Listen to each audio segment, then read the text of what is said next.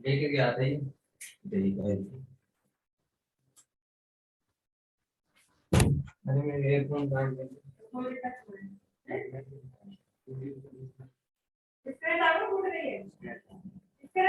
अंदर से आया है, स्क्रीन का है, स्क्रीन का है।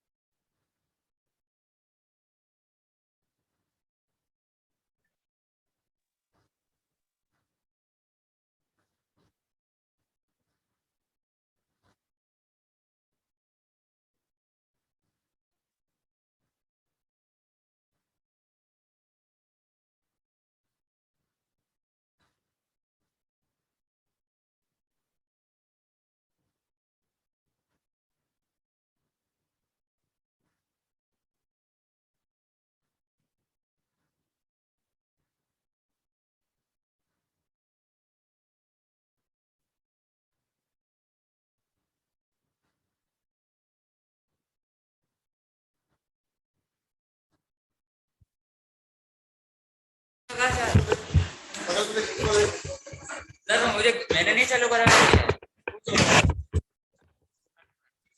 जैकेट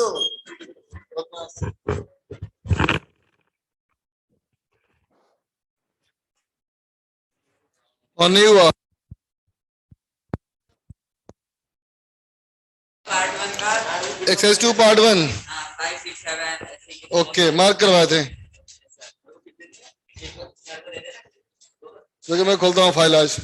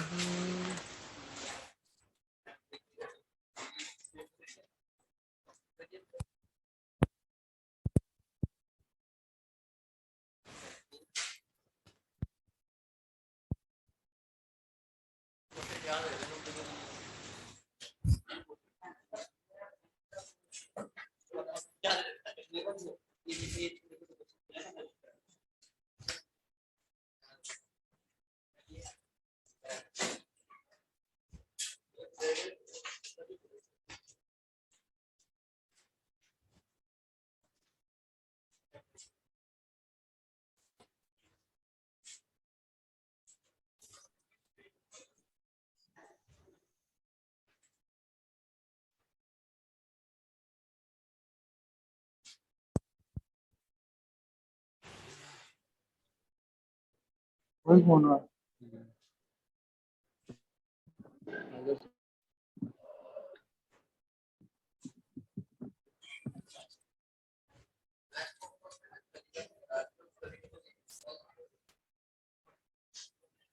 चलो निकालो बेटा एक्सरसाइज 2 पार्ट 1 में पहले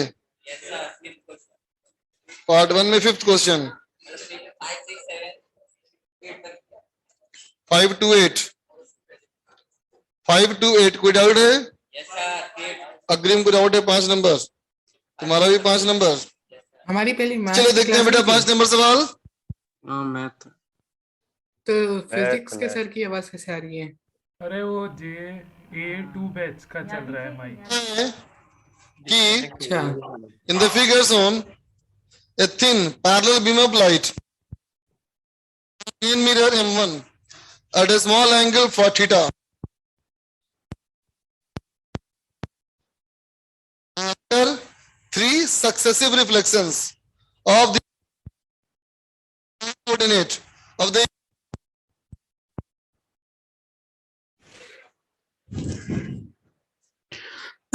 आ रही है आवाज? ठीक है। तो बैठे इनको आ रही है सबको? Yes sir. इसके पहले तो ऑफिसर की आ रही होगी तुम्हें, रात को भी तो नहीं आती उनकी आवाज इसमें। दिन भर सब माइकों में उन्हीं की आती रहती क्या आवाज है। मैं उधर 8 वाले में पढ़ाते रहता हूँ, उसमें भी उन्हीं की आती रहती है भाई। क्या सब जगह उन्हीं की आवाज चलती रहती है। Good evening sir. हाँ गुड इवनिंग। चलो भाई डिस्कशन में आओ, क्या था अपने में? शीट में था डीपीपी में था? दोनों में था। डीपीपी कौन सी थी?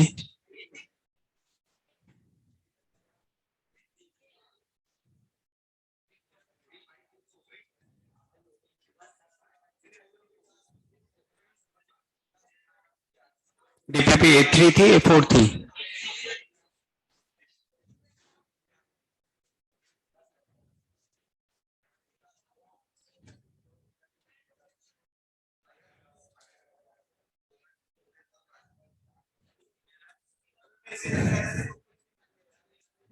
चलो आवाज नहीं।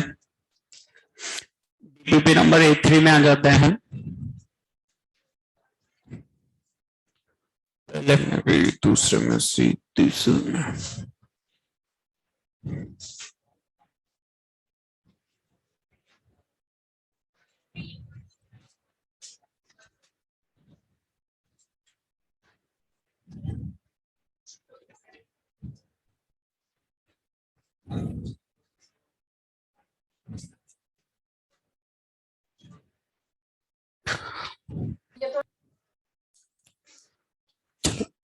डीपीपी नंबर A3 में आ जाऊं। क्वेश्चन नंबर 1 2 3 सर हम लोग से बाद में पूछेंगे। तो क्वेश्चन नंबर 2 में आते हैं। तो क्वेश्चन नंबर 2 के लिए आपको 11th की डीपीपी नंबर सर हम लोग को अभी बोल 22 में रहे हैं क्वेश्चन कि हम बाद में ऑफलाइन के को देखना पड़ेगा, है ना?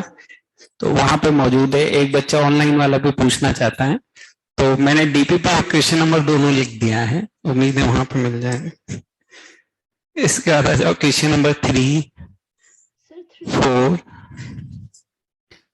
5 6 7 6। एक बच्चा 6 भी पूछना चाह रहा।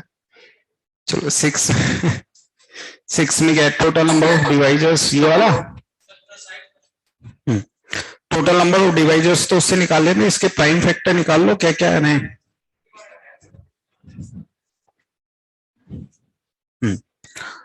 अगर हम इसको प्राइम फैक्टर में डिवाइड करें तो क्या बनता है? 2 इंटू 3 की पावर 2 7 इंटू 11 का स्क्वायर। अब 2 फैक्टर में रिजोल्व करने के लिए तो क्या होता है, अगर इवन है तो डायरेक्ट 2 से डिवाइड कर देते हैं, ऑड है तो नंबर ऑफ डिवाइजर्स प्लस 1/2 करते हैं। इसी ऑप्शन के लिए बोल रहा हूं मैं। और को प्राइम फैक्टर का है तो फॉर्मूला होता है 2 की पावर n माइनस 1। n की जगह यहाँ पे कितना है 1 2 3 4, तो 2 की पावर 3 माइनस 1 8, 2 की पावर 3 8 आ जाएगा उसका आंसर। ये है ए, तो डायरेक्ट फॉर्मूले से आ ही जाता है, हाँ? तो ए डायरेक्ट फॉर्मूले से आ गया। बी के लिए, सी के लिए हमें क्या करना है, अगर सिंपल फैक्टर चाहिए तो इवन है तो डायरेक्ट 2 से डिवाइड कर देते हैं, नंबर ऑफ डिवाइजर्स अपॉन 2, और ऑड है तो फिर number of divisors plus 1 upon 2, number of divisors. Option B में क्या है, total number in the form of 2n plus 1, इसका मतलब हमें क्या चाहिए ऑड, तो नंबर ऑफ ऑड डिवाइजर्स निकालना है। तो ऑड डिवाइजर्स निकालने का मतलब है कि इसको हटा दो, इसमें से नहीं जाएगा एक भी, बस 1 ही जाएगा इसमें से, क्योंकि अगर ये जाएगा तो नंबर ऑफ डिवाइजर्स क्या बन जाएंगे इवन, इसको हटा दो।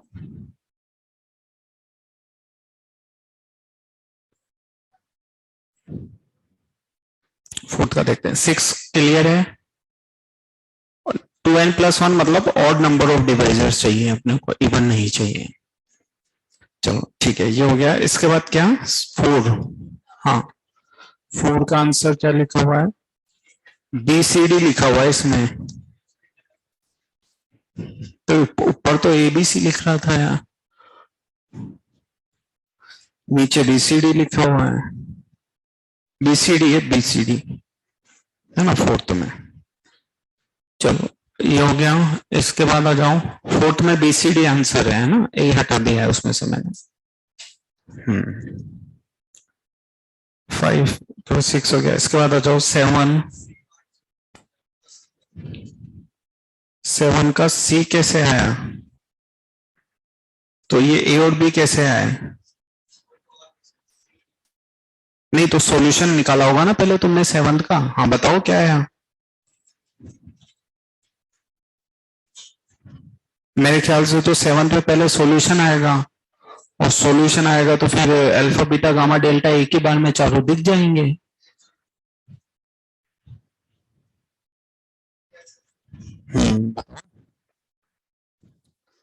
इस 7 का जो सॉल्यूशन आ रहा है उसी से बात होगी।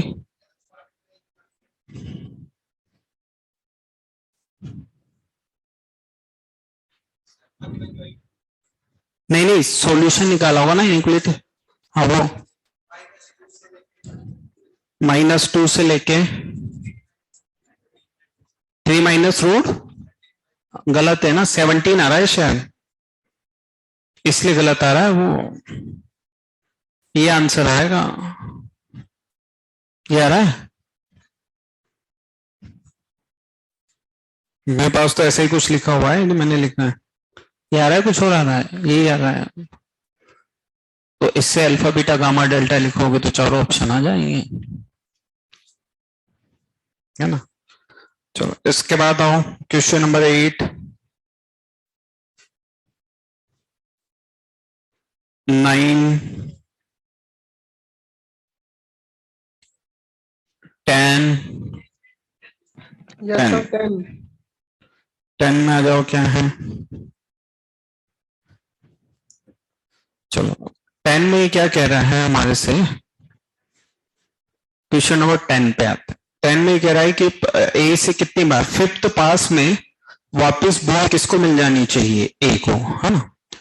पहली बार ए के हाथ में है, और 5वें पास में, मतलब पहली बार पास हुआ, दूसरी बार पास हुआ, तीसरी बार पास हुआ, चौथी बार पास हुआ, 5वीं बार में तो किसको मिलगी, ए को। ये कह रहा है सवाल में। अब देखो यहां ए के पास है, इसका मतलब ए के पास यहां नहीं आ सकती, और यहां ए के पास है, इसका मतलब यहां भी ए के पास नहीं आ सकती। ये क्लियर है, क्योंकि यहाँ ए के पास है तो यहाँ ए के पास नहीं आ सकती, और यहाँ ए के पास रखने इसका मतलब 4th रो में ए के पास गेंद नहीं होनी चाहिए। तो अब अपने पास कितने केस बचे, बीच के 2। अब बीच के 2 केस के लिए क्या क्या केस हो सकते हैं बताओ। बीच के 2 केस के लिए या तो इन दोनों में ए के पास नहीं आए, या फिर इसमें ए के पास आए, इसमें ए के पास नहीं आए, या फिर इसमें ए के पास नहीं आए, इसमें ए के पास आए। या फिर दोनों बार एक के पास आए, तो ये केस तो बनेगा ही नहीं। कंटिन्यूस दो बार एक के पास कैसे आएगी? तो कितने केस बचे? 1, 2 और 3, बस 3 केस निकाल के सम कर देंगे। अब किस केस में निकालना है उसमें निकाल लेते हैं। मान लीजिए हम कह रहे हैं दोनों बार ए के पास नहीं है, तो टोटल देखो कितने जने हैं अपने पास, 4। तो ये ए देगा तो ए के पास तो जाएगी नहीं, तो इसको देने के तरीके कितने होंगे? 3। अब यहाँ पे बीसीडी में से किसी के पास है और ए के पास नहीं जाएगी, तो यहां पे देने के कितने तरीके रहेंगे? 2 में से तो किसी एक के पास जाएगी। फिर यहाँ पे अगेन कितने रहेंगे? 2। अब यहाँ पे फिर जो है इसके पास ये वाला भर दिया, ये वाला भर दिया, ये वाला भर दिया, यहाँ पे फिर क्या स्थिति है? वही 2 है, फिर कितना आएगा? 2। ये इस केस का आंसर आ गया। ऐसे तीनों केस में आंसर निकाल के क्या कर देंगे? ऐड कर देंगे, तो फाइनल आंसर आ जाएगा। इसमें से 24 आता है, सेकंड केस में 18 और थर्ड केस में, ये तो दोनों सेम होंगे ना, तो कोई से भी एक केस निकाल के भी डबल कर सकते हैं। तो 24, 18 और 18 3 केस में आंसर आ जाता है इसमें। तो केस बनाने पड़ेंगे अल्टीमेटली अपने को, है ना। ये था इस केस में 24 आ रहा है, टोटल 24। इस केस में टोटल 18 आएगा, नेक्स्ट में टोटल 18 आएगा, है ना। चलो इसके अलावा कुछ इस डीपीपी में, हाँ शीट में आएंगे। ऑनलाइन जो बैठे हैं उनको इसके अलावा कुछ पूछना डीपीपी में? एक बच्चा क्वेश्चन नंबर 3 भी पूछना चाहता है। 3 में और क्या है? अरे फैक्टर कर लेना ऊपर नीचे, तो फैक्टर से कैंसिल हो जाएंगे सब, है ना। तो फैक्टर से कैंसिल हो जाएंगे सब, और फैक्टर से कैंसिल होके ये बचेगा क्वेश्चन नंबर 3 में y equals to 1 minus 2/x, और जो फैक्टर कैंसिल होंगे वो डिनोमिनेटर में लिख देना, ये नहीं हो सकता, है ना। तो ये वो बन जाएगा। इसका चाहो तो ग्राफ बना लो या कुछ भी बना लो। तो बस ये 4-5 पॉइंट, तो क्या पूछा है? Not in the range. हाँ, तो इन 4 पॉइंट पे रेंज निकाल लो भाई। एक्स ये नहीं हो सकता तो वाई क्या क्या नहीं हो सकता, बस वही निकालना है। ये क्वेश्चन नंबर 3 है। और एक बच्चा क्वेश्चन नंबर 1 भी पूछ रहा है। ये एनसीआर के डोमेन लिखा दी थी ना, तो ये एनसीआर लिखा हुआ है और आरसीएन लिखा हुआ है। तो ये कब डिफाइन होगा? जब एन और आर दोनों क्या हो जाएंगे? बराबर। क्योंकि एनसीआर के डिफाइन होने के लिए n greater than equal R होना चाहिए, और दूसरे वाले के डिफाइन होने के लिए आर ग्रेटर देन एन होना चाहिए। तो मतलब एक ही केस है जब एन और आर दोनों क्या हो जाएंगे? बराबर। सर रेंज कैसे निकलेगी उसकी?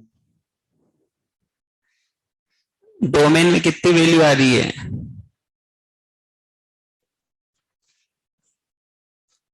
अरे जो ये बोल रहा है रेंज कैसे निकलेगी? एक। तो उसको पुट करने का कष्ट कर सकते हो क्या? हाँ ठीक है। या मैं तो इतने प्यार से बोला, ये इतने गुस्से से बोला? हाँ ठीक है। मैं तो अच्छे से बोला कि कितना कष्ट कर सकते हो क्या, कि भाई जब डोमेन में एक वैल्यू आई है तो रेंज में उसमें पुट कर देंगे। अब देखो ये कितने गुस्से से बोला हाँ ठीक है। ऐसे थोड़ी ना होता है। बताओ, इंसानियत ही खत्म हो चुकी दुनिया में। एक व्यक्ति कितने अच्छे से कह रहा है कि भाई कष्ट करोगे क्या? हाँ ठीक है। बताओ, सच में भलाई का जमाना नहीं रहा, बताओ हद होगी। कितने प्यार से मैं कह रहा हूँ कष्ट कर लोगे क्या? हाँ ठीक है। चलो इसके बाद आते हैं किसमें? शीट पे आ जाते हैं। सर शीट में आते हैं। क्या है सर? क्या कुछ बोल रहा है क्या ऑनलाइन में से कोई? हाँ क्या कह रहे हो? सर 1 का ए क्यों नहीं हो सकता? आवाज ही पूरी नहीं आ रही यार, पंखा बंद करना पड़ेगा। रुको 1 मिनट रुको, तुम्हारी आवाज पूरी नहीं आ पा रही। आगे मेरी तरफ वाला कौन सा है? नहीं, बाकी तो तुम चला सकते हो, वो सब तुम चला लेना। मैं तो अपने ऊपर का बंद करके जा रहा हूँ, फिर तुम दिन भर इससे खेलते रहना। कोई दिक्कत नहीं, तुम्हारे पास कुछ काम धाम नहीं, इससे खेलते रहो। चलो बंद कर लो, बस ये 2 मत चलाना। हाँ चलो। हाँ क्या कह रहे थे अब? सर 1 का ए नहीं होने का ये रीजन है कि लिखा है statement 2 is correct explanation for statement 1। अगर स्टेटमेंट 1 लिखा रहता पहले तब वो सही होता ना। एक मिनट देखता हूँ दोबारा DPP domain of FX is singleton, range of FN is singleton, और हम कह रहे हैं कि not a correct explanation for. Actually domain का सिंगलटन ये इसको एक्सप्लेन नहीं करा ना भाई। एक्चुअली क्या होता है, डोमेन आना एक अलग प्रोसेस है, रेंज निकालना एक अलग प्रोसेस है। वो तो क्या होता है कि जब पहले को निकालने में कहीं ना कहीं किसका इस्तेमाल हो जाए, दूसरे का। पहले को निकालने में किसका इस्तेमाल हो जाए, दूसरे। कई बार ऐसा भी तो हो सकता है कि डोमेन में 3 एलिमेंट आ जाए लेकिन रेंज तब भी क्या है, सिंगलटन। यस सर, पर इस केस में तो ऐसा ही है ना कि क्योंकि डोमेन में एक ही आ रहा है तो उस वजह से रेंज में भी एक ही आया। नहीं तो कई बार ऐसा भी हो सकता है डोमेन में एक आ जाए, रेंज में वो भी नहीं है, उस पर भी फंक्शन अनडिफाइन हो जाए। और डोमेन में 3 भी तो आ सकते हैं जिन पे रेंज में क्या है, सिर्फ एक एलिमेंट आए। या domain x belongs to R हो जाए तो भी रेंज क्या है, एक्स हो जाए। ऐसा हो सकता है ना। ओके सर, जनरल की बात कर रहे हैं। हाँ भाई वो तो है ना ओके सर। भाई। एकल का परिसर एकल है लेकिन वो डोमेन पे डिपेंड नहीं है ना। डोमेन कई बार ज्यादा आएगी तो भी वो एक आ सकता है। चलो ठीक है, ये हो गया। इसके बाद शीट में आते हैं। शीट में बताओ क्या था, D1 D2 D3।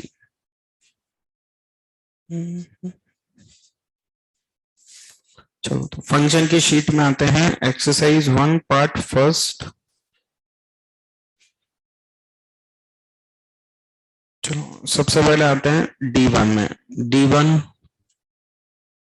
हो गया, D2 D3। जो घर बैठे हैं उनके D1 D2 D3 में कुछ पूछना, D2 का फोर्थ एक बच्चे को पूछना है। D2 के फोर्थ में 2 कंडीशन लगानी है। कौन है जो पूछ रहा है, दिव्यांश। D2 के फोर्थ में क्या नहीं है भाई, इतना कोई कॉम्प्लिकेटेड तो नहीं है यार। एक डोमेन लगेगी कि 1 माइनस एक्स को पॉजिटिव होना चाहिए, दूसरा 1 माइनस एक्स को 1 भी नहीं होना चाहिए, और तीसरा x प्लस 2 को पॉजिटिव होना चाहिए। बस यही लगेगी 3 कंडीशन।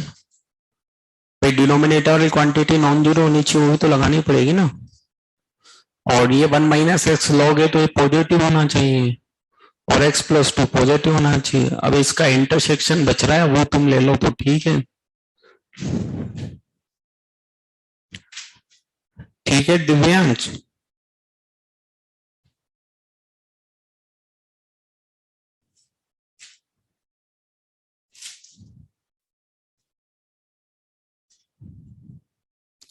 सर सॉल्यूशन सेट पूरा नहीं आ रहा। अच्छा तो कुछ और दे रखा है क्या आंसर में हमने, कुछ नई भाषा में लिख दिया गया। इसका कह रही है, कह रहा है इसके बाद भी सॉल्यूशन सेट पूरा नहीं आ रहा।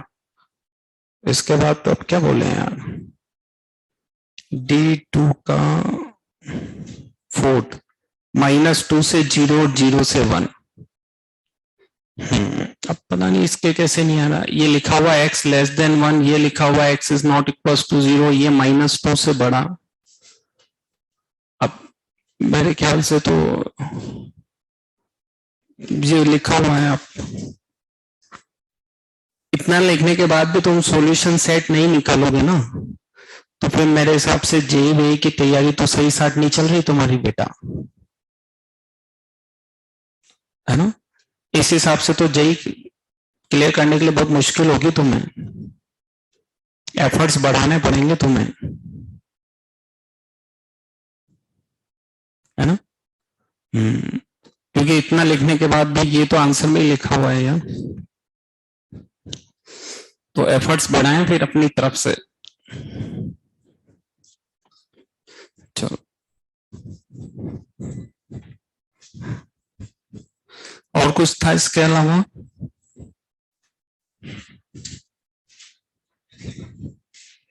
अच्छा वो तो नहीं, इसमें शीट में कुछ था क्या इसके अलावा? शीट में नहीं था, ठीक है। हाँ पूछो ना।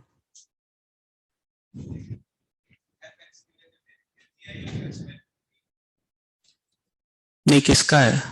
अपनी शीट का उड़ रहा है तो अपनी अभी शीट पूरी होगी क्या? नहीं पूछ रहा हूं मैं तो। अच्छा तो मैंने होमवर्क वगैरह में सब दे दी है। मैं पूछ रहा हूं, मैं तो ऐसे ही नहीं दी ना। टैलेंटेड बच्चे बहुत हैं इस बैच में। चलो कहाँ था मैं? अच्छा क्लास नोट्स वाले सवाल की बात कर रहे थे।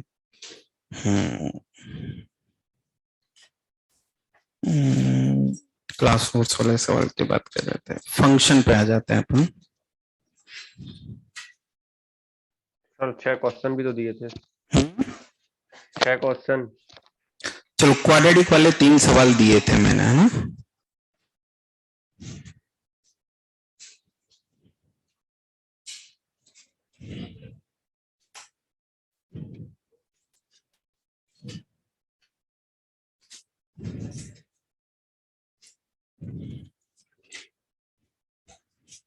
क्या क्या आंसर आए उनके?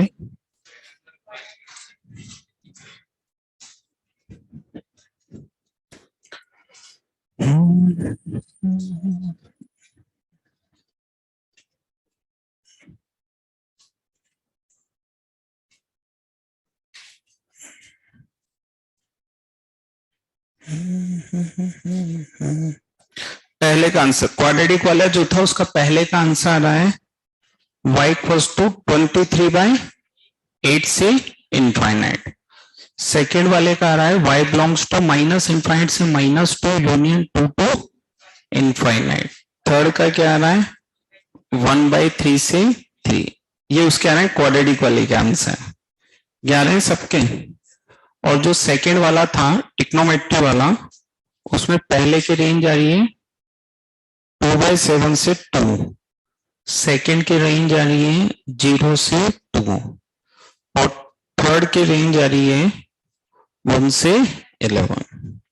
ये क्वेश्चन अप्रोच फर्स्ट वाला था और ये अप्रोच सेकेंड वाला था, है ना? चलो अब इसमें बताओ क्या क्या है। अप्रोच 2 का सेकेंड, अप्रोच 2 का फर्स्ट। वेरी गुड जी, बड़ा टैलेंटेड। ये वाला y बराबर 2/4 + 3 cos x, ये है अप्रोच 2 का फर्स्ट। तो सर मैंने y बराबर 2/4 प्लस cos x बस लिखा, इसलिए मेरा दूसरा आंसर आया। बस, बाकी तो कुछ नहीं है ना? यस सर, मैंने 3 नहीं लिखा था। ठीक है, फिर ऐसे मत क्या, मैं घबरा जाता हूँ एकदम यार। मैंने कहा इसमें क्या हो गया।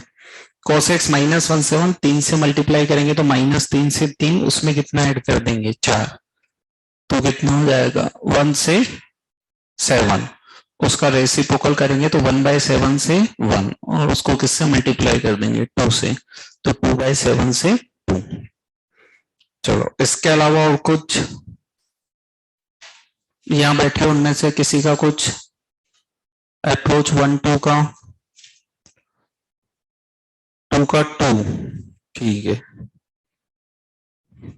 तो अंडर रूट नहीं लिया क्या? देखो तुमने भी एक तो सवाल अधूरा लिख रहे हो, अंडर रूट भी लग रहा है उसमें आखिरी में।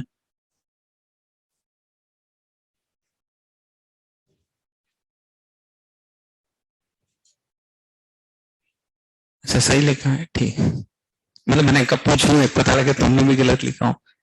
तो अगर हम इसका 2 निकालें तो उसमें दे रखा है कि sin x - cos x कहां से कहां तक जाता है, -√2 से +√2, यही ना? इसको किससे मल्टीप्लाई कर देंगे √2 से, तो ये √2 sin x - cos x से लेके कहां तक आ जाएगा 2। अब कितना जोड़ देंगे 0 और 2 जोड़ देंगे तो ये आ गया 2 + √2 sin x - cos x, कितना आ गया 4।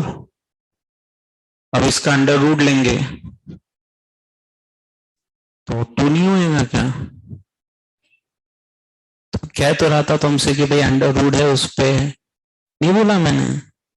बोला, मैंने कहा भाई अंडर रूट है भाई, 4 का अंडर रूट 4 होना है, इसीलिए बोला था कि भाई अंडर रूट है। चलो बाकी हो गए सबके क्वाड्रेटिक वाले, जो घर बैठे हैं उनके हो गए। फिर बाद में मत कहना, अभी तुम कहोगे तो मैं क्वाड्रेटिक वाला भी करके बता दूंगा।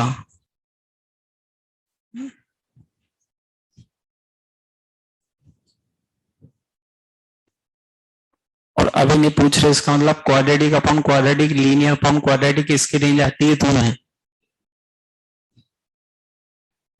देखो मेरे मोटिवेशन से एक बच्चे ने बोला सर कर दीजिए। कौन सा वाला कर दूं? तीनों कर दूं या तीनों में से कोई एक आधी पूछने की इच्छा है? बोलो तो बेटा। हाँ। एक बच्चा लिख रहा है तीनों। ये वही बच्चा है जिसको कभी मैथ्स बोरिंग लिखती है, कभी इंटरेस्टिंग लगती है ना?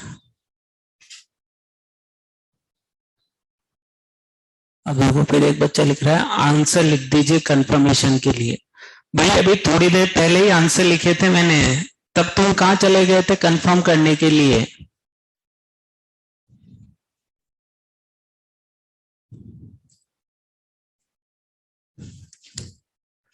अब लिख रहा है कि सर नेट इशू था। ये तो इनका बस नहीं चलता, नहीं पता लगे एक रोज इनकी लाइट नहीं है, लेट नहीं हो तो ये दोबारा कहते हैं सर ठीक है एक क्लास दोबारा लगा लो, क्योंकि वो नेट इशू था तो मैं नहीं ले पाया था। अब नेट इशू था तो ग्रुप पे मैसेज करके भी पूछ सकते थे कि भाई अभी सर ने जो आंसर लिखा है वो बता दो। तो काफी सारे टैलेंटेड बच्चे हैं जो ग्रुप पे बड़े एक्टिव रहते हैं, वो तुरंत आंसर भेज देते तुम्हारे पास जो लिखे हुए हैं, है ना? तो उसमें ये जो सब बाकी बैठे हैं इनका भी अनमोल समय बच जाता थोड़ा, है ना? तो ऐसे अगर हम सबका साथ और सबके विकास की बात करें तो इस तरह के दोबारा दोबारा पूछने से अच्छा है कि हम ग्रुप पे पूछ लें, है ना? कैसे देश की तरक्की होगी बताओ? अब बेटा बेटा सोच रहा होगा सर मुझे देश की तरक्की से क्या मतलब, मुझे तो मेरी तरक्की से मतलब है। तो वो जो बच्चा तीनों चाह रहा था उसके तीनों की इच्छा तो पूरी नहीं कर सकते, लेकिन एक तो कर ही देते हैं, है ना, उसकी खुशी के लिए। तो इसमें अपने को क्या करना होता है, कोई सा भी कर लो, चाहे क्वाड्रेटिक अपॉन क्वाड्रेटिक वाला करो या वो कर दो, कौन सा था, क्वाड्रेटिक अपॉन लीनियर वाला था। सब में एक ही काम करना होता है कि क्रॉस मल्टीप्लाई करना होता है ना? और फिर चूंकि x के बारे में कोई इंफॉर्मेशन नहीं है तो x क्या है, रियल है, और x रियल है तो इसका d क्या कर देते हैं, ग्रेटर देन इक्वल 0। तो ये कितना हो जाएगा, बी स्क्वायर माइनस 4ac। इसके फैक्टर हो जाएंगे y माइनस 2 और y प्लस 2। तो y बिलोंग्स टू कितना हो जाएगा, माइनस इनफाइनाइट से माइनस 2 यूनियन 2 टू इनफाइनाइट। वैसे ये स्टैंडर्ड भी होता है x प्लस 1/x की। हाँ, रेंज हमें याद रखनी चाहिए, ये दो पॉजिटिव के लिए 2 या 2 से बड़ा होता है और नेगेटिव के लिए -2 या उससे क्या होता है, छोटा होता है। और ये अपन ने उसमें भी निकाली थी ANGN में भी। इसकी रेंज अपन किससे निकाल सकते हैं, ANGN से भी निकाल सकते हैं। तो स्टैंडर्ड रेंज कई बार डायरेक्ट इस्तेमाल होती है, इसलिए हमें क्या रखनी चाहिए, याद रखनी चाहिए, है ना? चलो, तो ये अपन टाइप अप्रोच 1 हो गया था, अप्रोच 2 हो गया था और अप्रोच 3 हो गया था। अप्रोच 3 वाले 5 1 2 3 4 5 सवाल थे, पांचों कर दिए थे मैंने। और उसमें मैंने तुम्हें ये भी समझा दिया था कि भाई हम ज्यादा दिमाग नहीं लगाएं, तो डिवाइड बाय dx 0 करें, क्रिटिकल पॉइंट अगर उस इंटरवल में आता है तो उस पर और बाउंड्री पॉइंट पे वैल्यू निकाल लो, और अगर क्रिटिकल पॉइंट उस इंटरवल में नहीं आ रहा है तो उससे बाउंड्री पॉइंट पे वैल्यू निकाल लो। जो बड़ा होगा वो मैक्सिमम, जो छोटा होगा वो मिनिमम। ये अपने पास क्या थी, approach 3।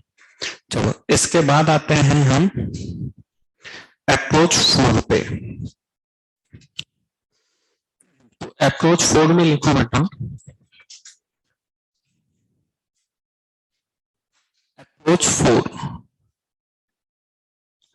Convert y equals to f of x in terms of x equals to gy.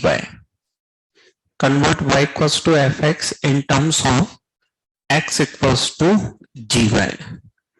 एक तरीका हमारे पास ये भी होता है कि हम y बराबर x को किस में कन्वर्ट कर लें, x इक्वल्स टू gy में। Find range of following. सवाल भी लिख लेते हैं, y equals to ax plus B upon cx plus D, और सेकेंड एक में लिख लेता हूं, if 2 की पावर x माइनस 2 की power y equals to 1, then range of y equals to f of x।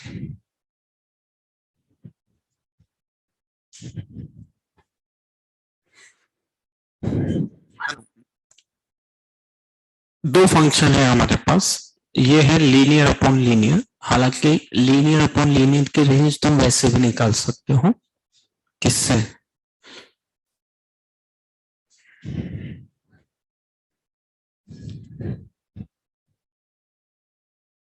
मैं पूछ रहा हूं कि ये लीनियर अपॉन लीनियर है, और लीनियर अपॉन लीनियर की रेंज हम किससे निकाल सकते हैं? Approach first.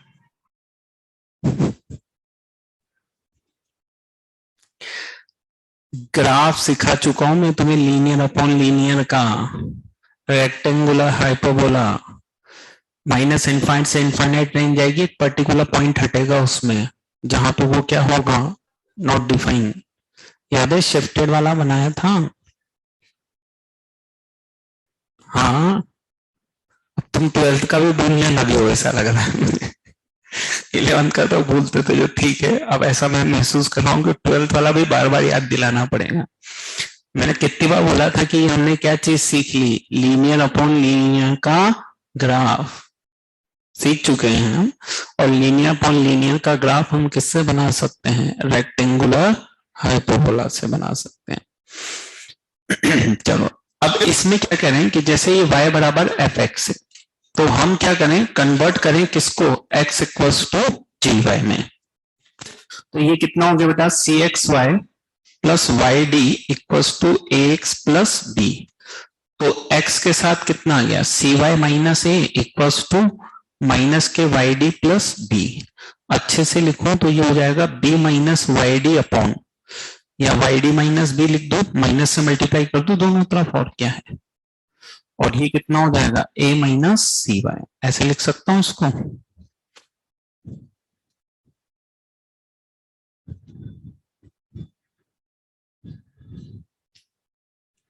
Y D minus B हो गया, माइनस से मल्टीप्लाई कर दिया मैंने, और ये डिवाइड भी कर दिया, तो कितना हो गया, ये हो गया। अब इसका मतलब क्या हो गया, अब मैं क्या लिख सकता हूं, मैं देखो ये मैंने x को किसके टर्म्स में लिया है, g, तो x को g के टर्म में लिया है, तो अब मैं निकाल रहा हूं डोमेन ऑफ g। क्या निकाल रहा हूं, डोमेन ऑफ g।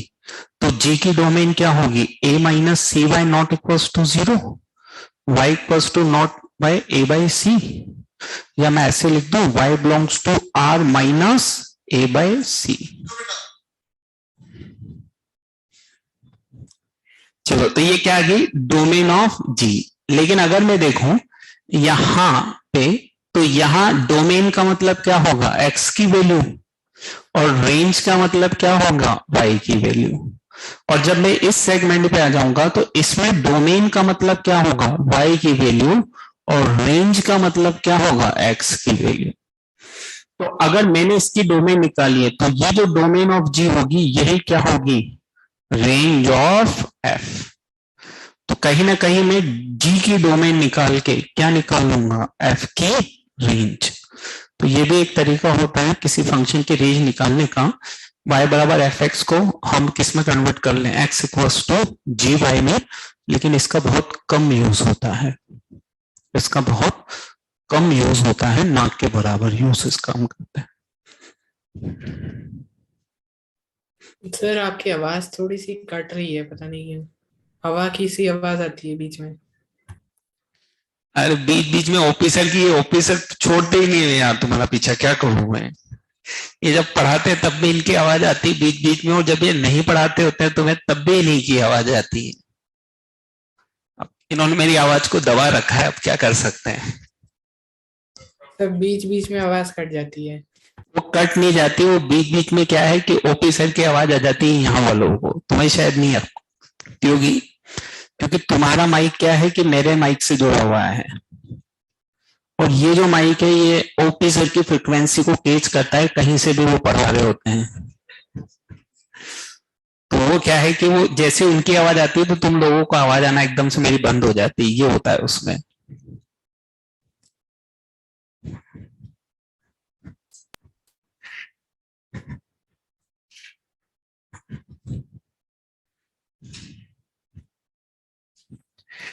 ये है।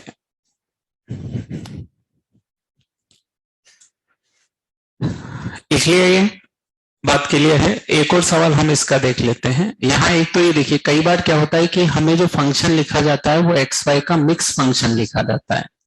हमारा जो फंक्शन लिखा जाता है वो एक्स वाई का क्या लिखा जाता है, मिक्स फंक्शन लिखा जाता है। जैसे यहाँ तो तुम्हें दिख रहा है कि y किसके टर्म्स में है, x। यहाँ तुम्हें दिख रहा है कि x किसके टर्म्स में है, y। लेकिन अभी जो लिखा हुआ है फंक्शन, इसमें ना तो x y के टर्म में लिखा हुआ है, ना y x के टर्म में लिखा हुआ है। इस तरह के फंक्शन को हम एक नाम भी देते हैं इम्प्लिसिट फंक्शन, है ना। इस तरह के जो फंक्शन होते हैं जिसमें हम आइडेंटिफाई ना कर सके कि x y के टर्म में लिखा हुआ है या y x की टर्म में लिखा हुआ है, उसे क्या कहते हैं, इम्प्लिसिट फंक्शन कहते हैं। तो नाम है बस, और कुछ काम वाम वाली बात नहीं है, बस नाम है। कभी सुनो तो ऐसा ना लगे कि यार कोई नई चीज है। इस टाइप के पर्टिकुलर फंक्शन को क्या बोला जाता है, इम्प्लिसिट फंक्शन। अच्छा, अब हमें तो y बराबर एफ एक्स की रेंज निकालनी है, तो अब हम क्या करेंगे, यहाँ पर y को x के टर्म में लाने की मेहनत नहीं करेंगे, हम डायरेक्ट किसको ले लेंगे, x को इन टर्म्स ऑफ y।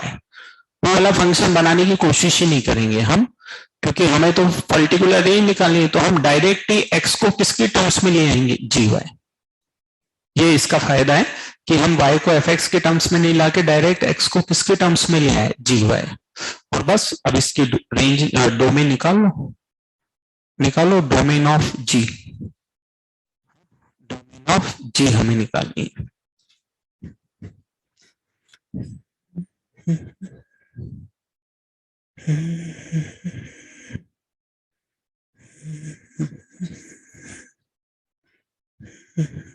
कितनी आई, y बिलोंग्स टू r। तो इसकी डोमेन क्या होगी, 2 की power y plus 1 greater than 0, तो 2 की पावर y ग्रेटर देन -1, तो ये ट्रू स्टेटमेंट बन जाता है। तो y बिलोंग्स टू कितनी हो जाएगी, r। ये ट्रू स्टेटमेंट बनेगा, और ट्रू स्टेटमेंट बनेगा तो कितना हो जाएगा, y belongs to r। True statement बनेगा तो कितना हो जाएगा, y बिलोंग्स टू r।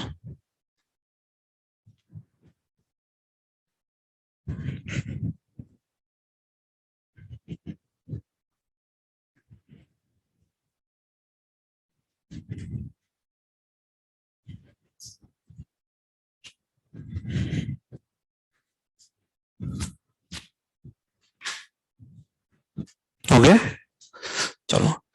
अच्छा, चाहे तो इसको हम याद भी रख सकते हैं, जैसे लीनियर बाय लीनियर के अगर तुम चाहो तो याद रखने की कैपेसिटी है। हालांकि मैं कम प्रेफर करता हूं ये सब याद रखो ना, क्योंकि याद नहीं था, पर अगर तुम चाहो और तुम्हारी कैपेसिटी में तो तुम याद भी रख सकते हो कि भाई इसकी जो डोमेन होगी वो क्या होगी, r minus x belongs to r minus D by C, और जो इसकी रेंज होगी, मतलब कभी चाहे तो हम डायरेक्ट भी निकाल सकते हैं, वो हो जाएगी r माइनस कितनी आई, a बाय सी। इसकी डोमेन और रेंज अगर हम रख सके तो ठीक है, और नहीं भी रख सके तो हमारे पास दो अल्टरनेट है। इसका ग्राफ भी बड़े आसानी से बन सकता है, उससे भी हम याद रख सकते हैं, और कन्वर्ट करके भी इसको निकाल सकते हैं। चलो, इसके बाद आ जाते हैं approach number 5।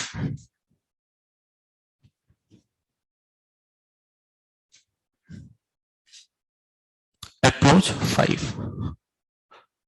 Range of function y equals to f of g of h of x. Range of function y equals to f of g of h of x. कहने का मतलब है आप चाहे तो ब्रैकेट में लिख सकते हैं इनसाइड आउटसाइड फंक्शन, यानी कि इसमें फंक्शन के अंदर क्या मिलेगा, फंक्शन है ना. ब्रैकेट में आप लिख सकते हैं इनसाइड आउटसाइड फंक्शन, और हिंट में भी एक लाइन लिख सकते हैं start with inside function. Hint में भी एक लाइन लिख सकते हैं. पहले तो ये लिख लिया find the range of function y equals to f of g of hx. Side में आप लिखें इनसाइड आउटसाइड फंक्शन, मतलब फंक्शन के अंदर फंक्शन आपको मिलेगा. और हिंट में आप लिखें स्टार्ट विद इनसाइड फंक्शन, क्योंकि रेंज है तो हम सवाल को पहचानेंगे तभी उसको प्रोसीड कर पाएंगे. तो हिंट में लिखें स्टार्ट विद इनसाइड फंक्शन. हम क्या करें, इनसाइड फंक्शन से क्या कर दें, स्टार्ट कर दें. Start with inside function, start with inside function. Question लिखें find the range of following, find the range of following, find the range of following. कुछ क्वेश्चन में लिख रहा हूं जिनकी हमें रेंज निकालनी. y इक्वल्स टू a की power X square minus 2x plus 3,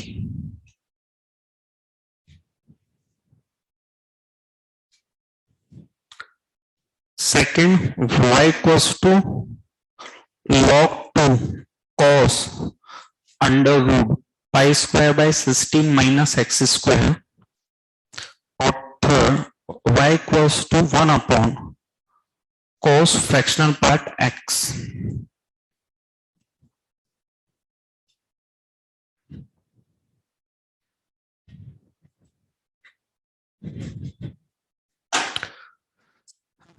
तो जैसा कि हम देख पा रहे हैं, ये इस समझ में आ रहा है कि एक्सपोनेंशियल उसके अंदर कौन सा है, क्वाड्रेटिक. क्वाड्रेटिक है, उस पे अंडर रूट है, अंडर रूट पे कॉस है, कॉस पे क्या है, लॉग है. या इसमें देखो तो फ्रैक्शनल, फिर कॉस, फिर 1 बाय कॉस, और फिर ग्रेटेस्ट इंटीजर. और हम ये कह रहे हैं कि इस तरह के फंक्शन को आप हमेशा कहां से स्टार्ट करें, इनसाइड फंक्शन. तो जैसे मैं देख रहा हूं कि इसमें सबसे पहले मुझे क्या नजर आ रही है, क्वाड्रेटिक. इस सवाल को मैं कहां से उठा लूंगा, क्वाड्रेटिक से. क्वाड्रेटिक की रेंज निकालना मैं जानता हूं, बताओ कहां से कहां तक आ रही है.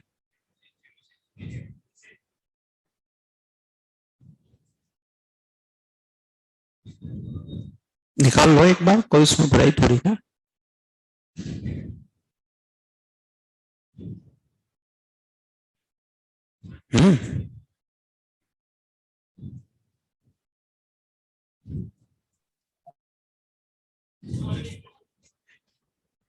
तो रेंज तो बताओ. 2 से infinity. Real number.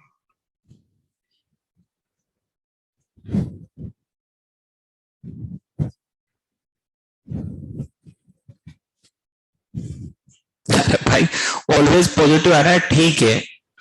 मैं धरती पर रहता हूं तो आपको मुझसे पूछे कि भाई तुम कहाँ रहते हो, मैं कह दूंगा धरती पे, आजा धरती पे. तो सामने आ गया धरती पे तो मैं भी रहता हूं, बता कहाँ रहता है. अब ऑलवेज पॉजिटिव है तो है, मैं क्या करूं, उसको ऑलवेज पॉजिटिव है. मैं पूछ रहा हूँ रेंज क्या है. सर 2 से इंफिनिटी. 2 से इंफिनिटी. Yes. रेंज क्या आएगी, 2 से इंफिनिटी. तुम यार बताओ, सवाल पूछते हो ऐसा और रेंज नहीं बताते हो क्वाड्रेटिक की सही से, अच्छा लगता है क्या.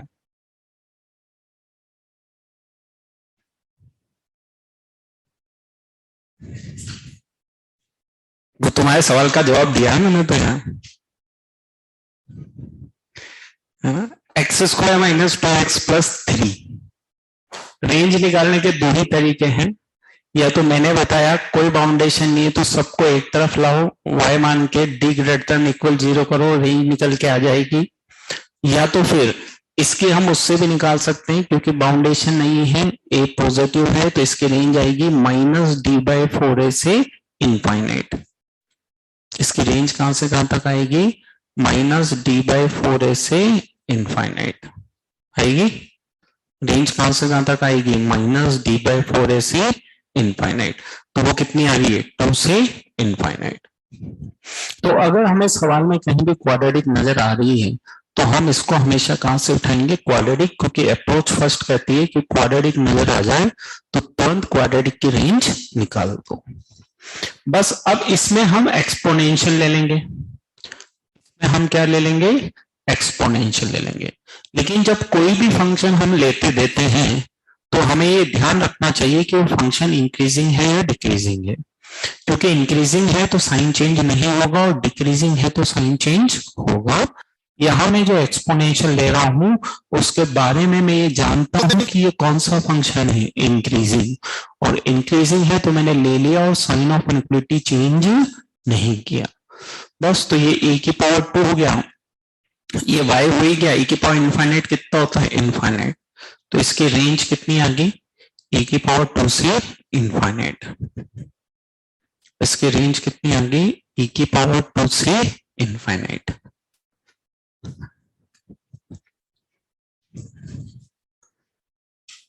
जो सेकंड सवाल है उसको भी हम कहां से उठाएंगे? क्वाड्रेटिक से, क्योंकि अगर मुझे क्वाड्रेटिक नजर आ रही है तो सबसे पहले मैं उस सवाल को कहां से उठाऊंगा? क्वाड्रेटिक से। π² / 16 - x², एक क्वाड्रेटिक है जिसकी रेंज तो मुझे निकाल के बता सकते हो। एक क्वाड्रेटिक है जिसकी रेंज तो मुझे निकाल के बता सकते हो। -∞ से 0। शाबाश, ये कौन टैलेंटेड बच्चा है? अरे अपना नाम तो बताए। मैंने कहा टैलेंटेड बच्चा है, नाम बताए। ये नाम क्यों नहीं बताते हैं? इतना महान काम करते हो फिर नाम नहीं बताते हो यार। कौन है? शर्माते हैं। अरे कौन है भाई? शौर्य बोल रहा है क्या? अच्छा, गलत है बेटा आंसर। ये लो, यहाँ क्वाड्रेटिक की रेंज गलत सलत आ रही है। सर माल हो गया। पहले दिन तुमसे कह दिया था क्वाड्रेटिक की रेंज निकालना आती है, अभी चिल्ला चिल्ला के पूछो भाई सबको आती है, फिर उसके बाद भी तुम आंसर गलत बताओ क्वाड्रेटिक की रेंज निकालने का, तो तुम्हारा फॉल्ट है। It's not my fault. 2 method तुम्हें सिखा दिए।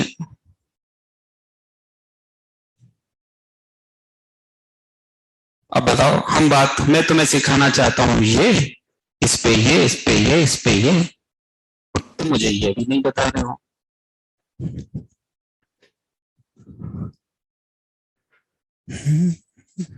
बताओ भाई। सर -∞ से कितने आएगी? π² / 16।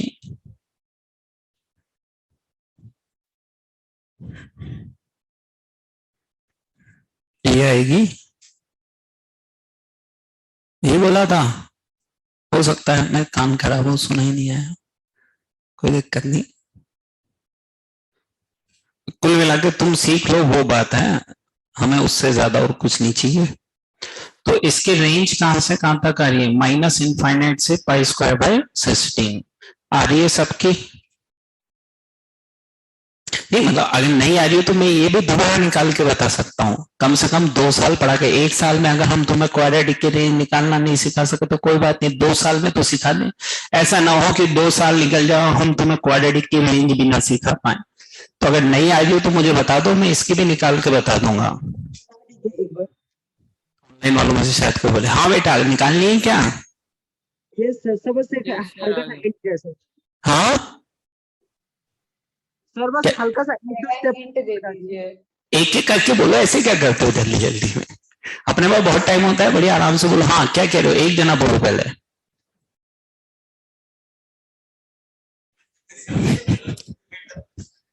रिमूव निकलवा दी वो रेंज क्वाड्रेटिक। समझ में आया तुम्हें कुछ? सर वो कह रहा है एक बार बता दीजिए। एक बार बता दूं? अच्छा, वैसे एक बार तो मैं बता चुका हूं, वो क्वाड्रेटिक अपॉन क्वाड्रेटिक की रेंज निकाली थी। एक बार और बता दूं ऐसा? चलो तो एक बार मैं बता चुका हूं, एक बार और बता दूं। तो फिर मेरे पास वही दो तरीके हैं, या तो मैंने कहा कि y माने सबको एक तरफ लाए और d ग्रेटर देन इक्वल 0 कर दें, या फिर ये x स्क्वायर का कोफिशिएंट नेगेटिव है, तो जैसा 11th में हमने चिल्ला चिल्ला के याद कराया होगा कि इसकी रेंज कहां से कहां तक जाएगी, माइनस इनफाइनाइट से माइनस d/4 है, तो उससे लिख दो। और नहीं तो क्रॉस मल्टीप्लाई वाला भी मैंने बताया कि भाई इसको वायलेट कर लो, सबको एक तरफ ले आओ, तो ये इधर आ जाएगा, ये इधर आ जाएगा, ये क्वाड्रेटिक हो गई। इसका d ग्रेटर देन इक्वल 0 कर दो, तो b square minus 4ac greater than equal 0 होगा, तो y minus pi square by 16 less than equal 0 होगा, तो y less than equal pi square by 16 हो गया। ये लिखा हुआ है यहां पे।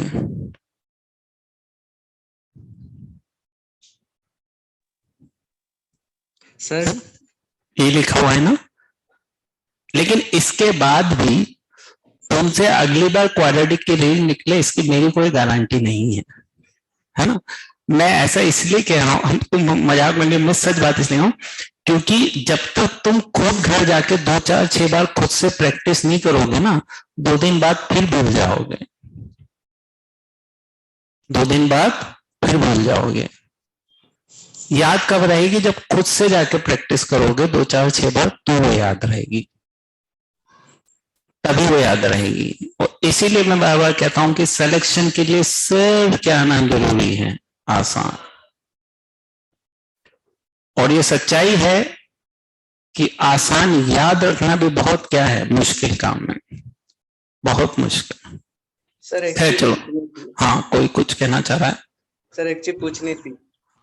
हाँ हाँ सर इसका डिफरेंशिएशन से भी निकाल सकते हैं ना?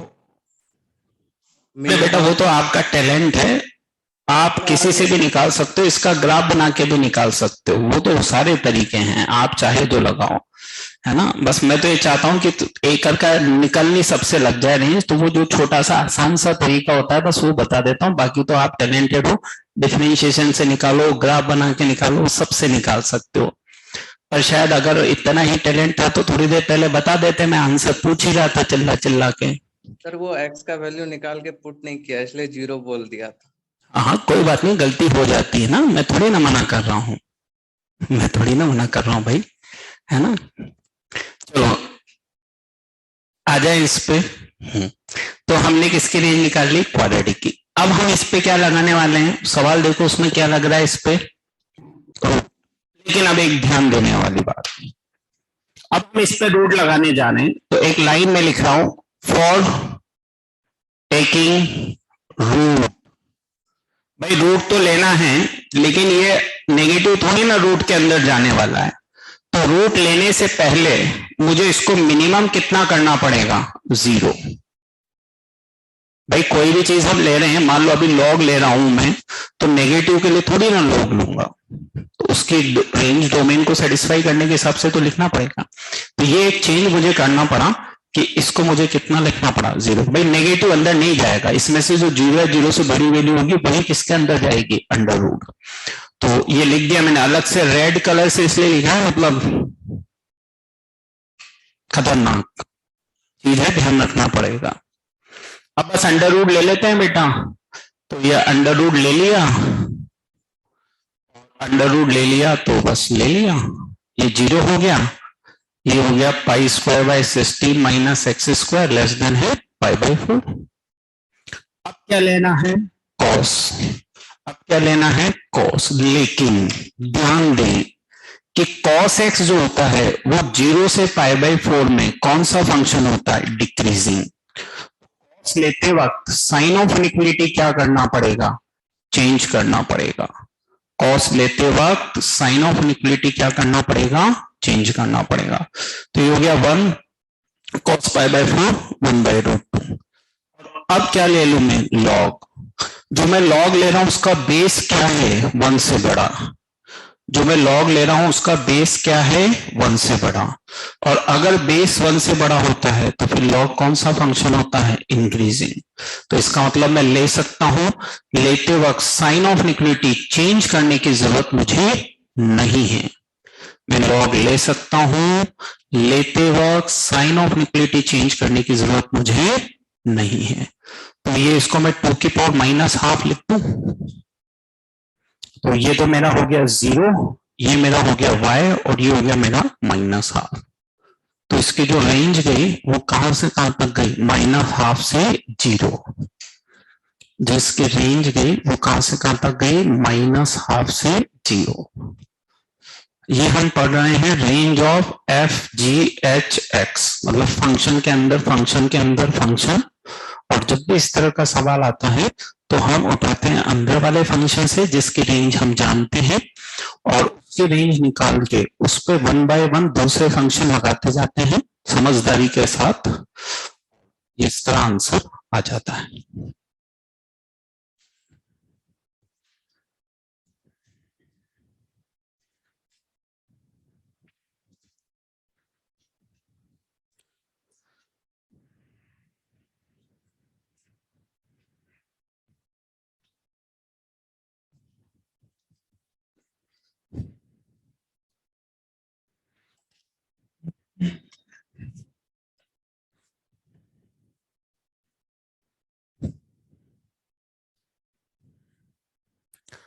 इसके बाद आ जाते हैं हम थर्ड वाले सवाल पे।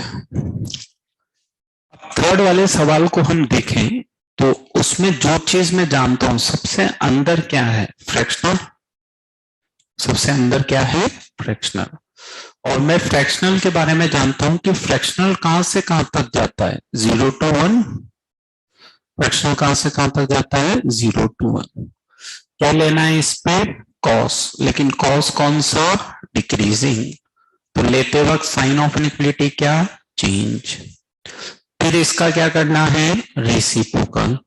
रेसिप्रोकल करते हैं तो वापस साइन ऑफ इक्विलिटी क्या हो जाएगा, चेंज।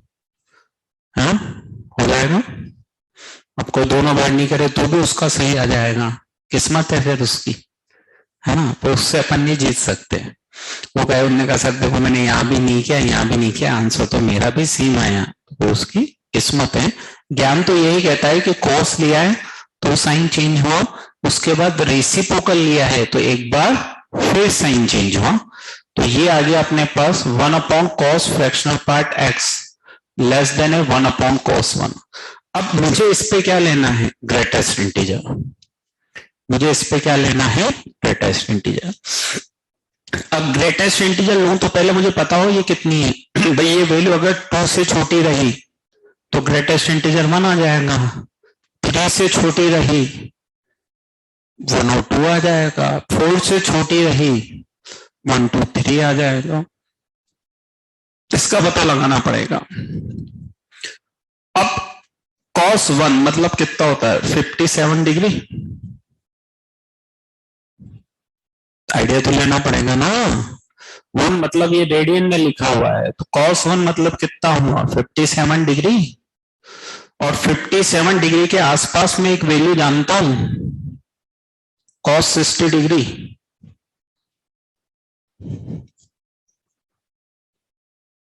आइडिया किससे लूंगा, जिस वैल्यू को मैं जानता हूं। तो 57 है और 57 60 डिग्री, और ऑब्वियसली 1/cos 57 लेस देन होगा 1/cos 60। वैसे तो बड़ा होता है लेकिन रेसिप्रोकल करेंगे तो क्या हो जाएगा, छोटा। तो ये इससे क्या हो जाएगा, छोटा हो जाएगा। बस काम खत्म। तो ये 1 हो गया, less than equal 1/cos fractional part x हो गया, लेस देन cos 60 कितना होता है, हाफ। तो कितना आ गया, 2।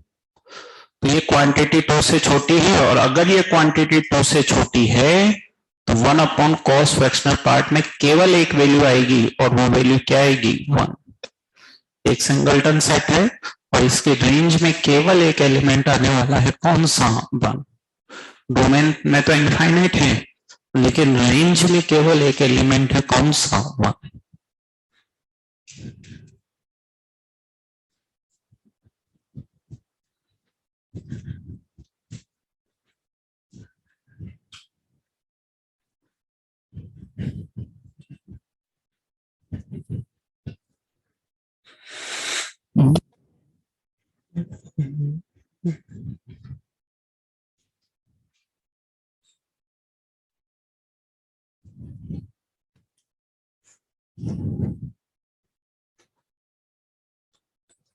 ये क्लियर है सबको?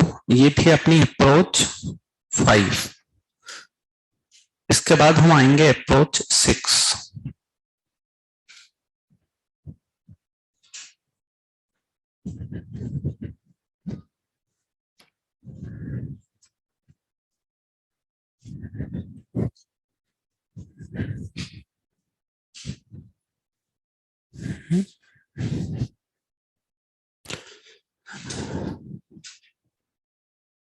Approach 6. Range of function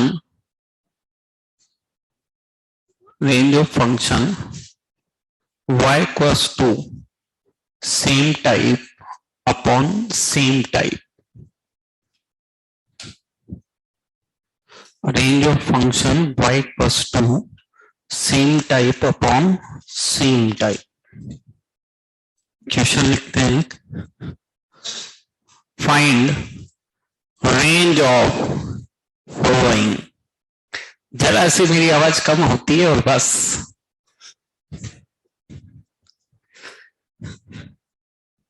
नहीं, मेरे ऊपर नहीं जा रही होगी, बस ऑफिसर के नीचे आ रही। मैं तो इंसान हूं साधारण, मेरी आवाज कभी भी कहीं भी प्रकट नहीं हो पाती। मेरी आवाज तो बस वही रहती है जहां मैं पढ़ा रहा होता हूँ। मेरी आवाज में इतनी पावर नहीं है कि कहीं भी क्या हो जाए प्रकट। चलो, रेंज ऑफ फॉलोइंग 3 सवाल में लिखता हूं, इससे तुम्हें समझ में आएगा कि ये जो कैटेगरी हम लिख रहे हैं वो क्या है। कैटेगरी है हमारी same type upon same type. y equals to a की power x minus 1 upon a की power x plus 1। y equals to sine square x plus 4 sine x plus 5 upon 2 sine square x plus 8 sine x plus 8, और y equals to fractional part x upon greatest integer 1 plus fractional part x plus fractional part x।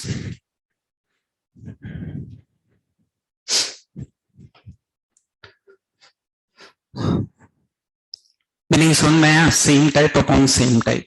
जैसे ऊपर exponential का linear तो नीचे भी exponential का linear. ऊपर sign में क्वाड्रेटिक तो नीचे भी साइन में क्वाड्रेटिक। ऊपर फ्रैक्शनल पार्ट में लीनियर तो नीचे भी फ्रैक्शनल पार्ट में लीनियर। ये मीनिंग है हमारा किससे?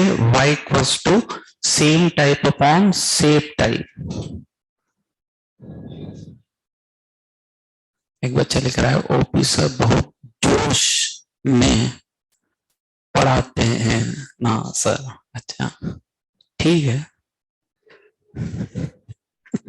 अब ये कहना क्या चाह रहा है? तो नहीं कहना चाह रहा कि मैं जोश से नहीं पढ़ाता, जोश का तो नहीं कह सकता, लेकिन मैं होश रख के पढ़ाता हूं, ये मैं कह सकता हूं, है ना? होश रहता है पढ़ाते वक्त मुझे, ये मैं कह सकता हूं, यही कह सकता हूं, और क्या।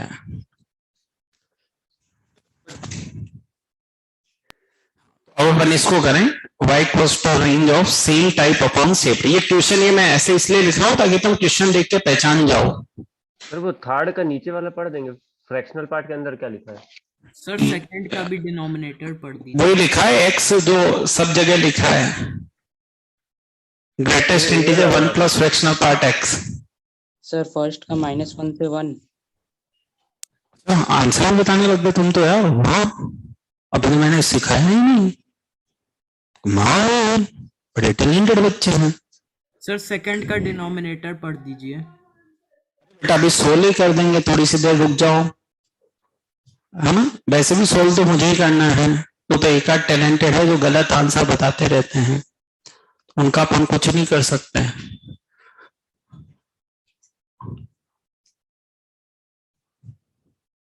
चलो, तो y इक्वल्स टू कितना लिखा है? ए की power x minus 1 upon a की पावर x प्लस 1। तो इसमें हमें क्या करना है? कहीं न कहीं ऊपर वाले फंक्शन को किसके टर्म में बनाना है? नीचे वाले फंक्शन। क्या मैंने बोला? ऊपर वाले को किसके टर्म में बनाना है? नीचे वाले के टर्म में बनाना है। ऊपर वाले को नीचे वाले के टर्म में बनाना है तो इसको ऐसे लिख दूं, और ऐसे लिखते ही ये उस टर्म में आ जाएगा जहां से मैं इसको आसानी से सोल्व कर सकता हूं, जहां से मैं इसकी रेंज आसानी से निकाल सकता हूं। अब मैं इस सवाल को कहां से उठा लूंगा? मैं इस सवाल को उठा लूंगा कहां से? e की पावर x। मैं इसको कहां से उठा लूंगा? e की पावर x। इसमें कितना जोड़ूंगा? 1। फिर उसका क्या करूंगा? रेसिप्रोकल। फिर उसको किससे मल्टीप्लाई करूंगा? -2। और फिर कितना जोड़ दूंगा? 1। देखा ना, तुम करके देखो तो क्या आता है। 4 चीजें करनी है इसमें। पहले 1 जोड़ना है, रेसिप्रोकल करना है, -2 से मल्टीप्लाई करना है, 1 ऐड कर देना है। देखो चारों स्टेप पहले तुम करो, फिर मैं करूंगा, ताकि तुम्हें समझ में आए कि तुमने सही किया या गलत किया, तो क्यों और कैसे कहां गलत किया, है ना। तो पहले चारों स्टेप तुम लिखो, तब फिर मेरे करने से हम ये सीखेंगे कि कहां क्या गलत लिखा।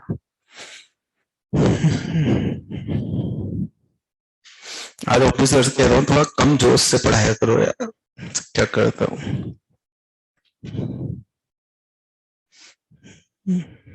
सर जो उसने कहा था वही रेंज आ रही, y इक्वल टू वो -1 से 1। Yes sir. -1 से 1। हाँ सर, -1 से 1। -1 से 1 आ रही है। हाँ तो ठीक है,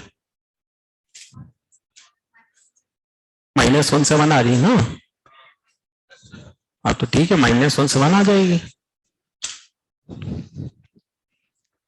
ये 0 से इनफाइनाइट +1 कर दे, तो इनफाइनाइट में तो +1 2 का कोई फर्क पड़ेगा नहीं। रेसिप्रोकल कर दे तो इनफाइनाइट का कितना हो जाएगा? 0। फिर -2 से मल्टीप्लाई कर दे तो वापस चेंज हो जाएगा, है ना। और ये कितना हो जाएगा? ये भी 0 का 0 ही रहना है। अब इसमें 1 ऐड कर दें तो ये 1 - 2 लेस देन है 1 - 2 अपॉन e की पावर x + 1 लेस देन है कितना हो जाएगा? 1। तो ये कहां से कहां तक आ जाएगा? -1 से 1। इसकी रेंज कितनी हो जाएगी? -1 से 1 आएगी।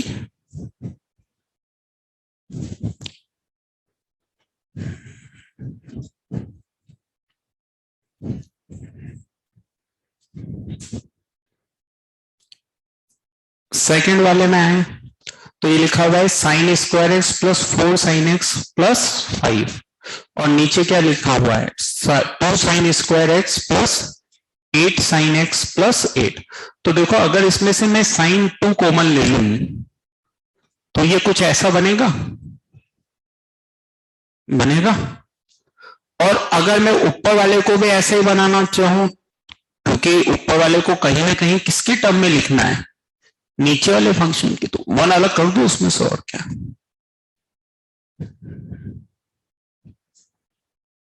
कर सकता हूं। और अब अगर मैं इसको देखूं तो ये क्या बन जाएगा? ये बन जाएगा this upon this 1/2 + 1/2 sin² x + 4 sin x + 4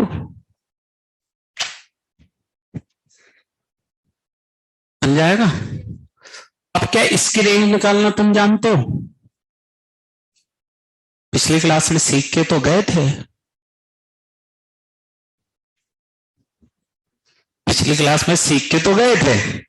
अब याद है कि नहीं है वो अलग मैटर है, सीख के तो गए थे। तो मैं अब इस सवाल की स्टार्टिंग करूंगा कहां से? इसके रेंज से। इसकी रेंज अगर निकल गई, साइड में निकाल लो कहीं भी, इसकी रेंज निकल जाएगी, 2 से मल्टीप्लाई होगा, रेसिप्रोकल होगा, हाफ ऐड कर देंगे, आंसर आ जाएगा। और इसकी रेंज कल अपन जाते वक्त निकाल के गए थे।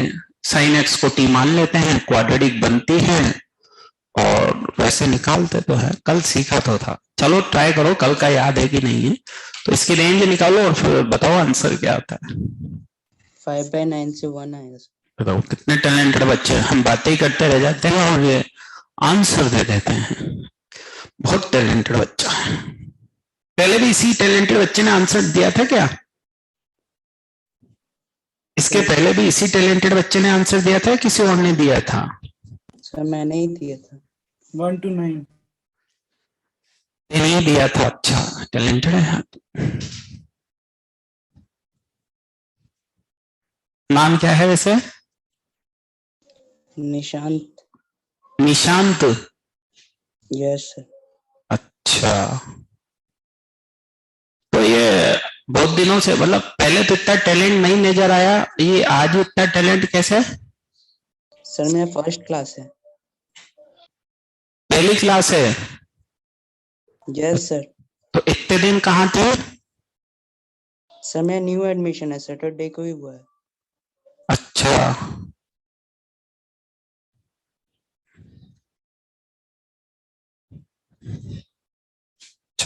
ठीक है। अरे तो तुम्हें तो सब आता है यार, एडमिशन लेने की जरूरत ही नहीं थी यार। टैलेंट तो- 3/2 से 11/18 आ गया। अरे अब क्या लगे, अब तो आंसर तो बता दिया उसने। 5/9 से 1 सही है वो तो। आंसर कितना है? 5/9 से 1।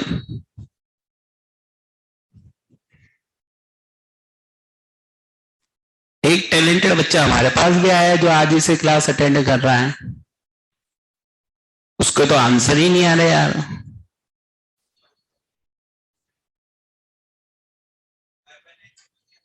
तो लेकिन आंसर तो वही आ रहा है।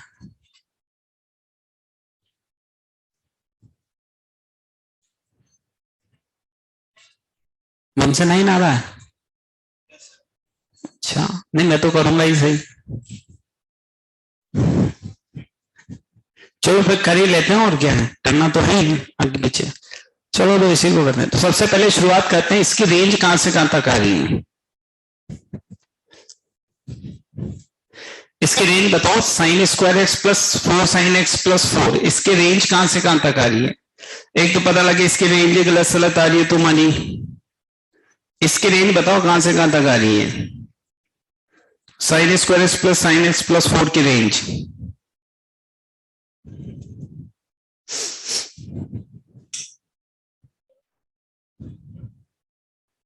वन टू 9 आ रही है? सबके आ रही है तो ये तो 1 to 9 लिख दूं।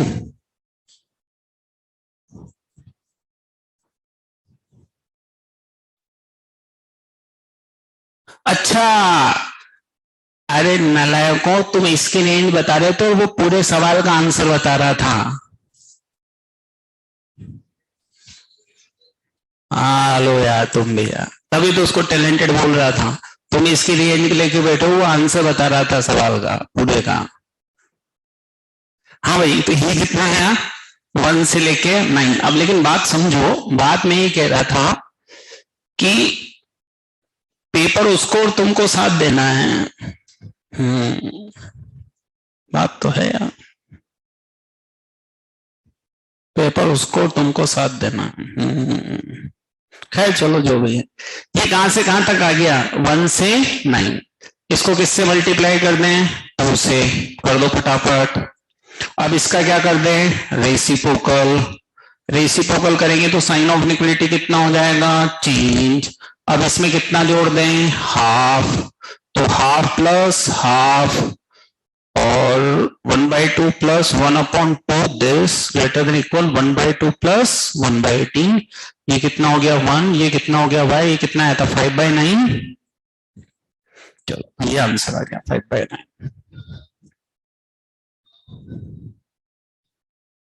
ठीक, चलो इसके बाद थर्ड वाले पे आते हैं। y equals to fractional part x upon greatest integer 1 plus fractional part x plus fractional part x।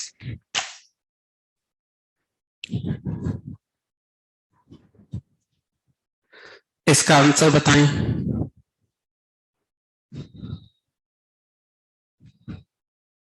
अच्छा, टैलेंटेड बनने का एक तरीका और भी है, बताऊं क्या?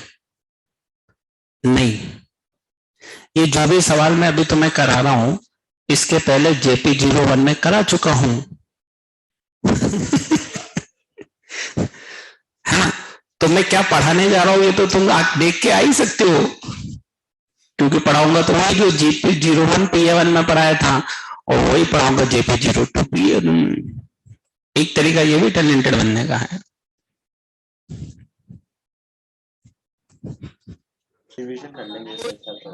हाँ तरीका है। तो जैसे ही मैंने क्वेश्चन लिखा, खड़क से आंसर आ गया। अरे नहीं नहीं नहीं, ऐसे नहीं। अरे वो जो बच्चा घर बैठा है वो अपने ऊपर ना ले ले उसको।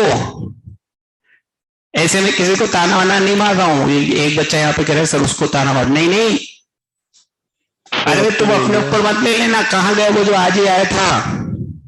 सर ले लिया। हाँ ठीक है ना? Yes sir okay. हाँ, ये कुछ करते धरते नहीं और ऊपर से उसको और भड़काएंगे अच्छे बच्चे को। सर वहां पर इक्वलिटी छूट गया। इक्वलिटी छूट गया। इसकी रेंज कितनी आ रही है? सर थर्ड का 1 से इंफिनिटी आएगी।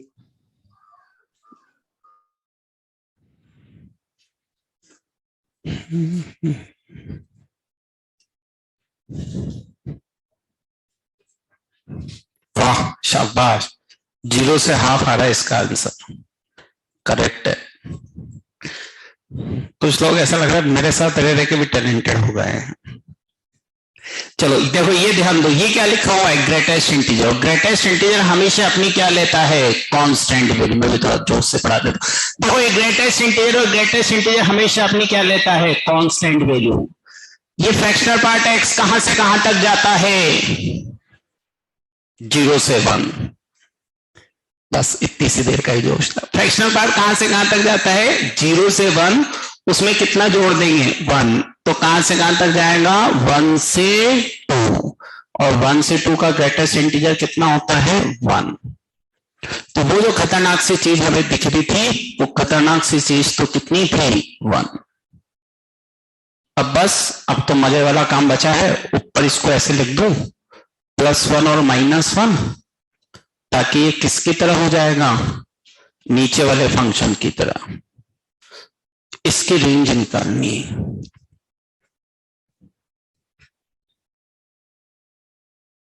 उसने 0 से हाफ आंसर बताया, फिर उसके बाद मैंने कह दिया सही है, टैलेंटेड है। फिर तू अलग से आंसर बता रहा, तू मल्टी टैलेंटेड है, नालायक। सुनता ही नहीं क्लास में क्या चल रहा है। चलो फ्रैक्शनल पार्ट कहां से कहां तक आ गया? 0 to 1।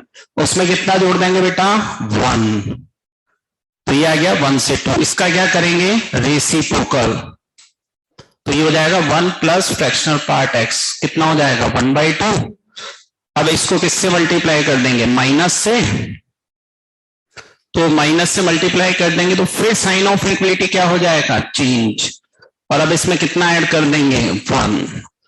तो आंसर कहां से कहां तक हो जाएगा? 0 से हाफ।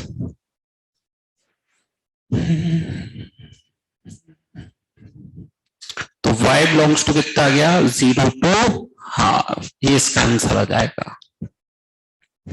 ठीक है, आंसर कितना जाएगा इसका?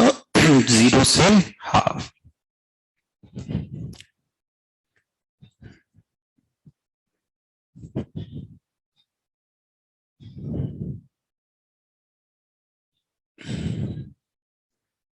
अरे वाह, एक अपना फेवरेट बच्चा भी आंसर दे रहा है। थर्ड का आंसर 1 से इनफाइनाइट होगा। फेवरेट मतलब नहीं वही, हाँ, जिसको मैथ्स बोरिंग लगती थी आजकल आंसर देने लगा है ये भी। इसका मतलब इंटरेस्ट आने लग गया इसको सवाल करने में। ठीक है, गलत आ रहा है कोई बात नहीं, लेकिन अगला आंसर दे रहा है, इसका मतलब अब इसको बोरिंग नहीं लगती, तभी तो आंसर दे रहा है सोल्व कर करके। ठीक है, सही भी आएगा कोई बात नहीं, पर कम से कम करके आंसर तो देने लगा, इसका मतलब इंटरेस्ट तो आने लगा इसको। चलो ये कितना आ गया? 0 से हाफ आ गया। तो ये हमने किसकी रेंज सीखी? Same type upon same type. ठीक, इसके बाद आते हैं अप्रोच 7। इसके बाद आते हैं अप्रोच 7। अप्रोच 7 में लिखें by use of graph. Approach 7 और अप्रोच 7 में लिखें by use of graph. Approach तो 7 अप्रोच 7 में लिखे बेटा by use of graph, approach 7 में लिखे बाय यूज ऑफ ग्राफ, है ना। और क्वेश्चन लिखे find range of following,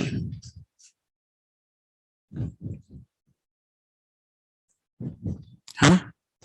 first लिखे y equals to 1 plus mod x, second लिखे y equals to mod x plus 1 plus mod x minus 1, और third लिखे y इक्वल्स टू x की power greatest integer x, x कहां से कहां तक है 0 से 3, x कहां से कहां तक है 0 से 3।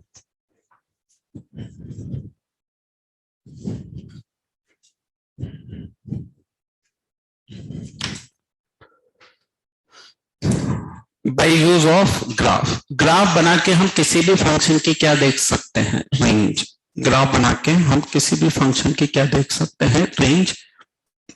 3 मैंने सवाल लिखे हैं, y equals to 1 plus mod x, y equals to mod x plus 1 plus mod x minus 1, y equals to x की power greatest integer x, x कहां से कहां तक है 0 लेस देन इक्वल है 3। अब ये ग्राफ तुम्हें घर से बनाने हैं, है ना, और ईमानदारी से बनाने हैं। ईमानदारी से बनाने हैं मतलब 30 वाला ग्राफ तो मैं बताऊंगा, तुम्हें ट्राई करना है पहले 2 ग्राफ तुम्हें बिना देखे बनाने हैं, हालांकि तुम्हारी 11th की कॉपी में मौजूद है, पर तुम्हें अपनी ईमानदारी से दोनों ग्राफ बनाने हैं पहले, फिर नहीं बन रहे हैं या गलत बन रहे हैं तो सॉल्यूशन देखना है, लेकिन पहले ईमानदारी से बनाने हैं। ईमानदारी से बनाओगे तो काफी सारे लोगों को यह अनुभव होगा कि हम सिंपल सा मोड का ग्राफ भी नहीं बना पाते हैं, और ये अनुभव होगा तभी हम सीखेंगे। सीखने के लिए अनुभव होना तो जरूर, पहले पता तो हो क्या नहीं आता है। तो ये जो 2 ग्राफ है सभी लोग अपनी ईमानदारी से बनाएं बिना देखें, फिर एक बार जो कॉपी है उसमें देखें। 11th में इस तरह के बहुत सारे शिफ्टिंग के ग्राफ हमने बना रखे हैं, पर पहले सब लोग ईमानदारी से बनाएं अपनी अपनी कॉपी में, गलत हो सही हो अलग मैटर है ना, लेकिन पहले सब लोग ये ऊपर वाले दोनों ग्राफ किससे बनाएं, ईमानदारी से बनाएं, और चेक करें कि क्या नहीं आता है, फिर देखें। उससे ये समझ में आएगा कि अगर गलती की है तो क्या गलती की है और क्या गलती नहीं करनी चाहिए थी, और वो ये समझ आएगा, तब अगली बार सही होगा। और डायरेक्ट टिपोगे तो फिर वो पेपर में गलत होगा, है ना। तो इसलिए इसको बिना देखे बनाए, फिर उसके बाद देख के बनाओ, फिर भी नहीं आएगा तो फिर मुझे तो फाइनली कल बनाना ही है, तो फिर मैं कल बनाऊंगा इसका। चलो अब होमवर्क में लिख लें क्या करके आना है।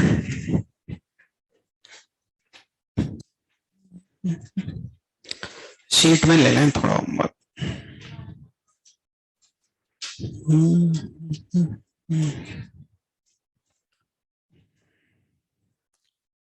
एक्सरसाइज 1 पार्ट फर्स्ट में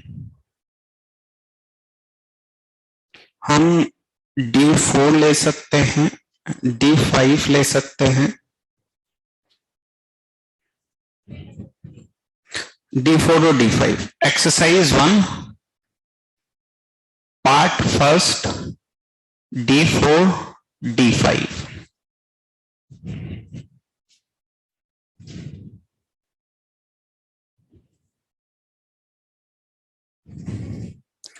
और पार्ट सेकेंड में D1 D2 D3 D4 D7 D9 D10।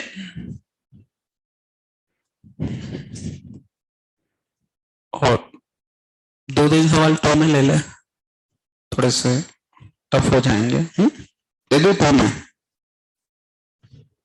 मतलब यस सर, तुम्हारी ना में ही हाँ होती है। अपन 9 तक कर चुके हैं ना। एक्सरसाइज 2 पार्ट फर्स्ट, 4 सवाल दूंगा मात्र, 10 to 30।